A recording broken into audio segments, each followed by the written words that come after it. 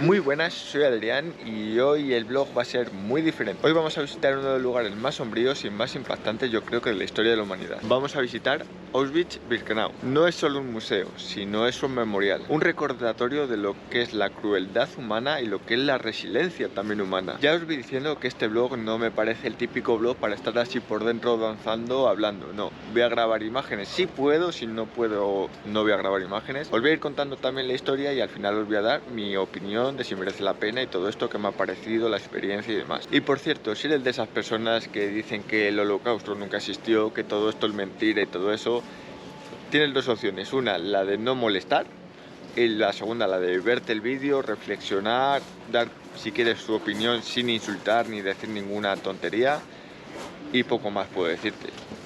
Yo tengo que decirte que desde ya que no comparto tu opinión.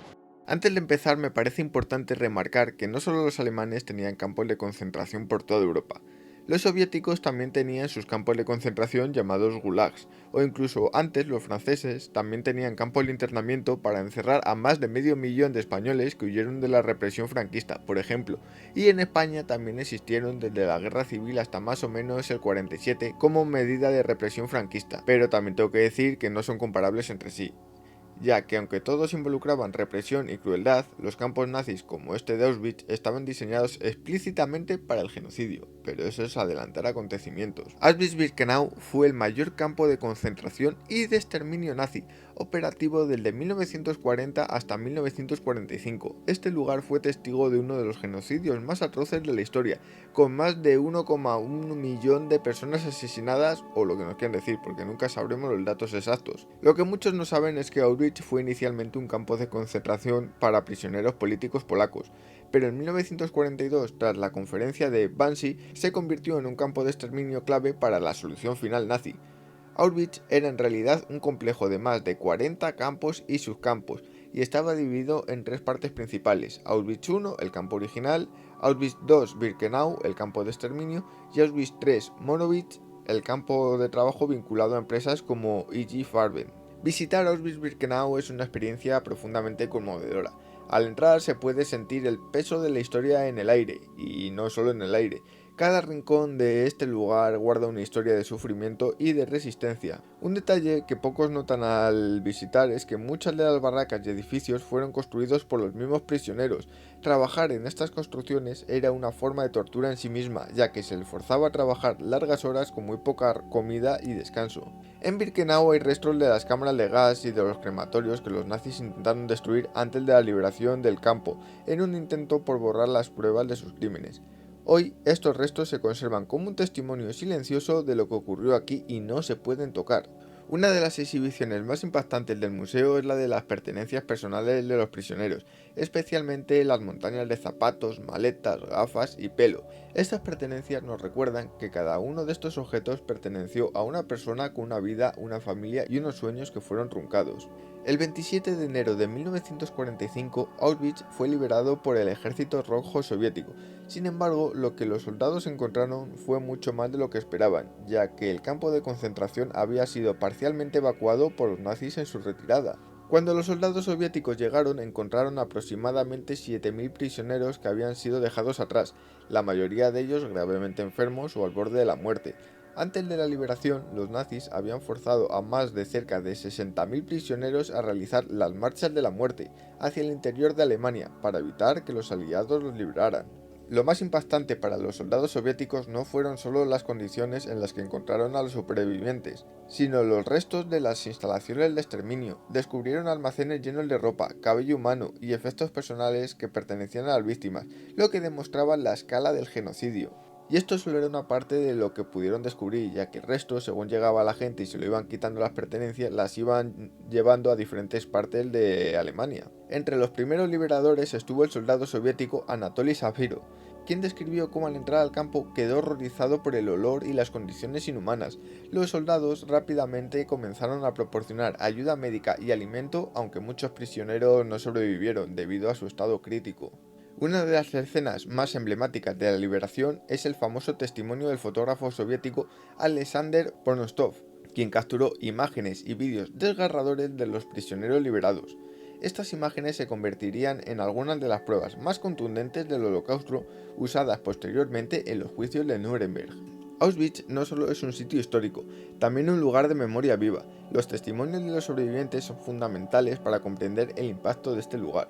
Uno de los relatos más conmovedores es el de Primo Levi, un sobreviviente de Auschwitz y autor del libro Si esto es su nombre, donde narra con detalle su experiencia en el campo y reflexiona sobre la naturaleza humana. Otro detalle poco conocido es el de las mujeres y hombres que formaban parte del Sonderkommando, un grupo de prisioneros forzados a trabajar en las cámaras de gas y en los crematorios. Entre ellas estaba Grisela Perl, una ginecóloga judía que en condiciones inimaginables ayudó a muchas mujeres a sobrevivir. Tengo que decir que estos grupos que trabajaban en el Sonderkommando solían ser exterminados al cabo de unos meses, para que no pudieran contar nada de lo que hacían allí y vivían alejados del resto. El papel de la resistencia dentro del campo es también una historia de gran valentía, desde pequeños actos como compartir comida hasta sabotajes más grandes, como el intento de volar uno de los crematorios. Estos actos de resistencia nos muestran que incluso en los momentos más oscuros habían quienes luchaban por la vida y la dignidad. Auschwitz-Birkenau no es solo un lugar de tristeza, sino también un sitio de reflexión y aprendizaje. Nos obliga a preguntarnos hasta dónde puede llegar la crueldad humana y qué podemos hacer para que algo así no vuelva a suceder. En 1979, Auschwitz fue declarado Patrimonio de la Humanidad por la UNESCO. Esta designación es un reconocimiento a su importancia como testimonio histórico, pero también como un llamado a la conciencia colectiva. Cada año millones de personas visitan Auschwitz, saliendo de allí con una mezcla de tristeza y reflexión, pero también con una renovada esperanza en el poder de la memoria para construir un futuro donde no se repitan estos horrores. Es nuestra responsabilidad recordar y educar para prevenir el odio y la intolerancia. Y de la historia de Auschwitz se pueden decir mil cosas más, contar mil historias y curiosidades. Yo tengo que destacar, eso sí, la pesadez del aire tan extraña que se sentía en algunos sitios como las cámaras de gas y crematorios y algunos espacios abiertos, pero muy extrañas y que te hacían sentir incómodo, como diré más adelante. También decir que los prisioneros eran los que construían sus casas, prisiones, porque eran lo que eran sus prisiones, y los campos nuevos, lo que es todavía una mayor crueldad.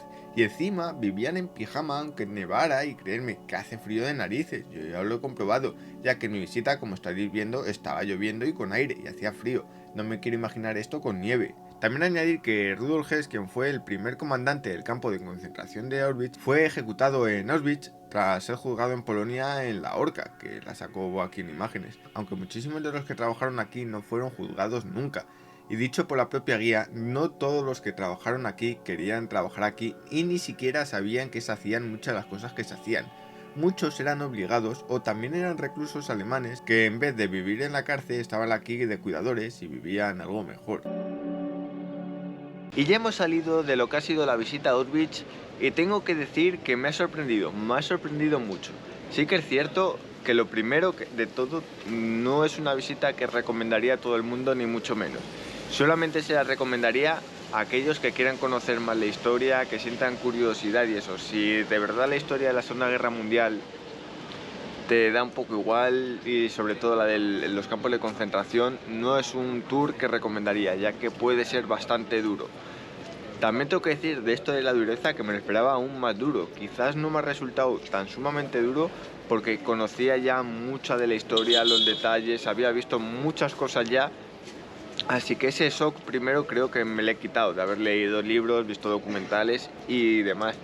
Pero sí el duro cuando sobre todo en algunas estancias te empiezas a imaginar cómo era la dura vida de los que estaban allí, de los prisioneros. Era bastante jodidillo, todo se ha dicho. Pero sí es cierto que me lo esperaba bastante peor. El tour que hemos hecho nosotros es el cortito, ha durado unas 2 horas y media. Digo esto porque hay tours de 4 horas, de 8 horas, incluso de 16 horas, en 2 días. Hay diferentes tours. Nosotros hemos visto Auschwitz 1, así algunos barracones y nos iban contando las historias.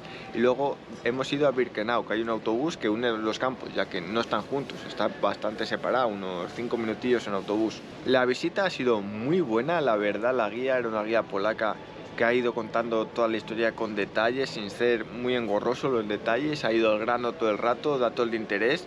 Y no se ha hecho pesado, quitando algunas veces que parecía que se quedaba sin saber qué decir y volvía a repetir ciertos datos lo que se hacía a veces un poquito pesado, todo se ha dicho. Pero es impactante el saber el cómo ocurrió todo lo que pasó aquí, el cómo se fue desarrollando los hechos y sobre todo, muy importante y que lo ha remarcado mucho, y esto sí que es cierto que me gusta, el cómo ha explicado lo que es un campo de concentración y un campo de exterminio, que es lo que tenemos aquí. Campos de concentración ha habido muchos a lo largo de Europa, ya no solo de alemanes, sino franceses, españoles, rusos. Ha habido muchísimos campos de concentración, pero campos de exterminio solo han ocurrido aquí en Polonia. Hicieron 6 campos de exterminio aquí en Polonia porque era donde estaba la mayor concentración de judíos y era donde menos gente tenía que desplazar, aunque aquí llegaron judíos de todos los lugares de Europa. Es muy importante destacar sobre todo esta parte de la de campo de concentración y campo de exterminio. Auschwitz I empezó como un campo de concentración, un campo de trabajos forzados en los que los prisioneros sí morían trabajando y demás. Pero el cambio fue cuando cambió a campo de exterminio. Ahí es cuando la gente venía aquí simplemente para morir como tal. Les bajaban de los trenes, que valían para estar en el campo de concentración, estaban en el campo de concentración, pero si no valían para estar en el campo de concentración, iban a las cámaras de gas directamente. Así que la parte de campo de concentración dejaba de existir para muchos de ellos. Y todos esos, como os he dicho, no estaban registrados en el campo y no sabemos la cantidad de gente que moría así. Por ejemplo, personas mayores, niños de menos de 15 años y muchas mujeres, o si llevabas alguna prótesis, directamente ibas a la cámara de gas, no había otra. Y esa es la gran diferencia entre campo de concentración y campo de exterminio, sin olvidar que aquí la gente ya no solo moría, como os he contado, en los campos de concentración, ahí trabajando duramente en unas condiciones inhumanas, sin casi comida, sin casi agua, muertos de frío.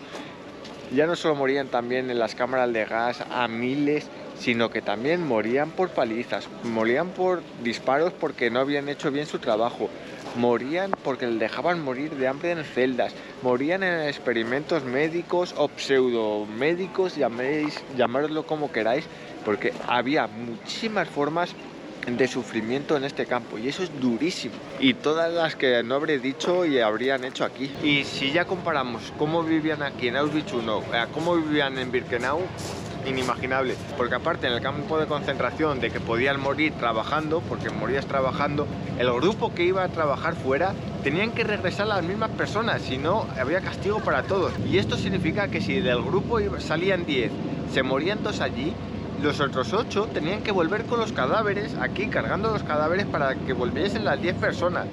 Y cosas inimaginables, que te las imaginas, son durísimas, como por ejemplo las mujeres, sobre todo esto en Birkenau, en un barracón que hemos estado, cuando ya las mujeres no podían más, estaban cansadas, no podían casi vivir, las mandaban a un barracón sin agua, sin comida, para que se fuesen muriendo allí. Y ya no es que se fuesen muriendo, es que las que se iban muriendo las iban dejando allí y convivían con las que estaban vivas. Era durísimo, al igual que el durísimo de cómo empezaron las primeras pruebas en las cámaras de gas. Al final los nazis en 20 minutos podían cargar a 2000 judíos, una auténtica burrada, pero una burrada. Pero es que al principio las primeras pruebas que se hicieron aquí en Auschwitz I, en unos sótanos, tardaron hasta 3 días en morir los soldados y los judíos en los que probaron estas pruebas. 3 días de sufrimiento, es que es inimaginable. Hay muchas cosas en las que dices, ¿hasta dónde puede llegar el ser humano? Por cierto, si queréis saber todo este odio del ejército alemán a los judíos y todo eso, te recomiendo ver el vídeo que grabé en el gueto judío de Berlín, porque ahí lo explico todo con más detalle y es muy importante conocer ese tema para ver cómo llegaron a todo esto. ¿Tu camarógrafo añadirías algo? No añadiría nada más. Se resume en lo que has dicho, básicamente, que es muy duro. Sí que es verdad, me lo imaginaba más explícito, pero sí, pues una visita bastante dura, no es para todo el mundo. Y ya para ir terminando tengo que decir que se puede grabar y tomar fotografías en casi todo el campo. Sí que hay algunos puntos que te dicen aquí no se toman fotografías, como los sótanos estos en los que os he dicho que se probó por primera vez el gas, aunque no era un gas como tal, eran las piedras, se me ha ido el nombre del gas, ¿cómo se llamaba? Y otra de las cosas de destacar de Auschwitz es que Auschwitz, todo lo que vas a ver dentro es completamente original, ya que no se puede construir ni modificar nada de lo que hay adentro. Si quieres restaurar, tienes que restaurarlo con los propios elementos que encuentras dentro de Auschwitz. Auschwitz se liberó en el 1945, como he dicho, por el Ejército Rojo, y en el 1947 empezó a ser museo y el primer presidente del museo, los primeros guías, eran los propios presos que estuvieron en Auschwitz, porque querían ellos que esto se conservara, que no se perdieran estas historias y que sirviese como lo que es. Sí que es cierto que se puede grabar durante todo el campo y tomar fotografías, menos en algunos puntos que sí que te dicen aquí no, como los sótanos donde se hicieron las primeras pruebas con las piedras estas del gas y algún sitio más así, pero por ejemplo la cámara de gas que queda viva se podía grabar, los hornos crematorios también y el paredón de fusilamiento y más, pero lo siento, no lo he grabado. No siento que aunque se pueda grabar ahí sea lógico el hacer fotos o grabar esas cosas, así que eso por ejemplo no lo he grabado. He intentado que ser lo más respetuoso durante toda la visita, y es que en muchos sitios, aunque se pudiese grabar y hacer fotos, no salía de uno dentro. A mí por ejemplo no me salía a hacer ciertas fotos o ciertos vídeos básicamente por un poco de conciencia y decir esto no está bien estar grabando aquí, no. Así que intento grabar casi más planos generales que concretos. Básicamente me pensé si hacer este vídeo o no, pero yo creo que es una forma de mostrar a la gente lo que es esto, por si no puede venir o si quiere conocer más, incluso animarle a venir si lo desea. Nosotros por nuestra parte no hemos contratado ningún tour en Cracovia ni demás, lo hemos hecho todo por nuestra cuenta, sacamos las entradas en la página oficial de Auschwitz, os la dejaré abajo, que contaba con una visita guiada en español. Lo vuelvo a decir, la guía era buenísima. Por la tarde sí que es cierto que es gratuita, creo, la entrada, pero libre. No lo recomiendo, yo creo que es mejor que te vaya contando todo. Y el autobús le cogimos en Cracovia y vinimos aquí en un autobús que también compramos previamente porque se llenan y ahora es lo que estamos esperando, el autobús de vuelta. Y bueno, poco más que añadir, solamente decir que sí que es cierto que de Auschwitz sales pensando ciertas cosas con mucho más asco de lo que tenía aún al ejército alemán, a los nazis, todavía muchísimo más, y que ya el decir la verdad.